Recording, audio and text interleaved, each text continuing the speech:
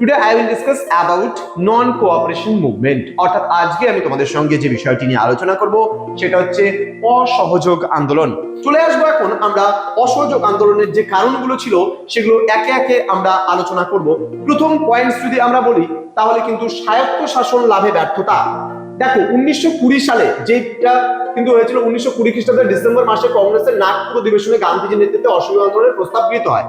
এবার আমি বলেছিলাম 1914 সালে শুরু হয়েছিল কিন্তু প্রথম বিশ্বযুদ্ধ এবং 1919 কিন্তু প্রথম বিশ্বযুদ্ধের পরিসমাপ্তি। এবং তার পরের বছরই যখন বললো যে না আমাদের তো স্বায়ত্তশাসন দিতে হবে, এখন স্বাধীনতা দিতে হবে, আমরা তো যুদ্ধে যোগদান করেছিলাম, ব্রিটিশারদের বলছে নাগপুর অধিবেশনে গান্ধীজি বলছে যে ভারতীয়দের স্বায়ত্তশাসন দেওয়ার অধিকার প্রদান করার কথা বলা হয়েছিল, কিন্তু সেটা তো দেওয়া হলো না। তখনই কিন্তু এই বিদ্রোহের ডাক দিয়েছিল গান্ধীজি, যখন ব্রিটিশ সরকার অস্বীকার করেছিল না এরকম আমরা কিছু বলিনি। নেক্সট কি বলছে অর্থনৈতিক সংকট। এবার অর্থনৈতিক সংকট পয়েন্ট আমরা একটু জেনে নেবো কি এই অর্থনৈতিক সংকট বলছে রাজনৈতিক হতাশার সঙ্গে দেখা হয়েছিল অর্থনৈতিক সংকট। তাহলে রাজনৈতিক হতাশা কি? এই যে বলেছিল স্বায়ত্তশাসন দেবে কিন্তু স্বায়ত্তশাসন দিল না, তাহলে এখানে কিন্তু একটা রাজনৈতিক হতাশা এবং তার সাথে সাথে ভারতের অর্থনৈতিক সংকটও হয়েছিল। কারণ শুধুমাত্র যে মানুষ দিয়ে বা মানব সম্পদ দিয়ে সহায়তা করেছিল ব্রিটিশ সরকারকে ভারতীয় সরকার, এমনটা কিন্তু নয়। তাহলে ভারতীয় নেতৃবৃন্দ যারা ছিল, ভারত সরকার তো সে সময় হবে না, ভারতীয় নেতৃবৃন্দ যারা ছিল তাহলে ব্রিটিশ সরকারকে নানানভাবে মানব সম্পদ দিয়ে সহযোগিতা এবং আর্থিক সহযোগিতাও কিন্তু করেছিল। নেক্সট পয়েন্টে আমরা চলে আসবো জালিয়ানওয়ালাবাগের হত্যাকাণ্ড। এটাও কিন্তু 1919 হয়েছিল, তোমরা জানো। 1919 খ্রিস্টাব্দের 13 এপ্রিল পাঞ্জাবের অমৃতসরে মাইকেল ও ডায়ারের নেতৃত্বে কিন্তু সেই জনসমাবেশ অনুষ্ঠিত হয়েছিল।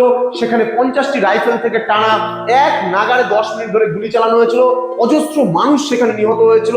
এটাকে রবীন্দ্রনাথ ঠাকুর কসাইখানার হত্যাকাণ্ড বলে।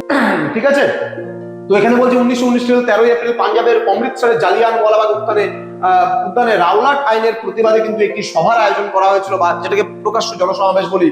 ইংরেজ সেনাপতি কিন্তু মাইকেল ও ডায়ারের নেতৃত্বে এই শান্তিপূর্ণ সভায় নির্বিচারে নিরস্ত্র জনগণের উপর কিন্তু গুলি চালানো হলে অসংখ্য নরনারী নিহত হয়েছিল।